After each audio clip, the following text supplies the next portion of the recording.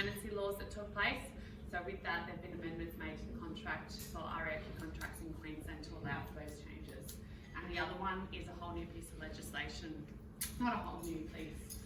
What is in terms of, it's a 2023 piece of legislation that basically precedes the 50-year-old legislation that we did have in place, which is still what's currently our legislation, which is the Property Law Act from 50 years ago. And then we'll have some time for the Q&A at the end. So I'm a director at MB Property Law, so we specialise in all things property law and also estate planning, as I spoke about in my 60 seconds. We also have 3 other divisions that make up MB Law Group, and that's our employment team, our migration division, and also the commercial team.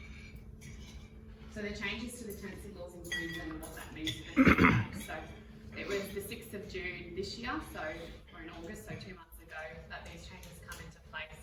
In terms of the contracts now, if you are buying or selling a property, there's actual disclosure obligations that are needed by the seller in terms of tenancy laws. So those incorporate whether there has been a lease in place for the last 12 months, and if there has been a lease in place, whether that rent has increased in the date of that increase. Now, the reason for having that included is because landlords can no longer increase rent more than a 12-month period. So if you take over a property that you're purchasing and it's got an existing lease in place, you can't increase that rent, even though you're the new landlord. You've got to stick with that previous rent increase until that 12 months has expired.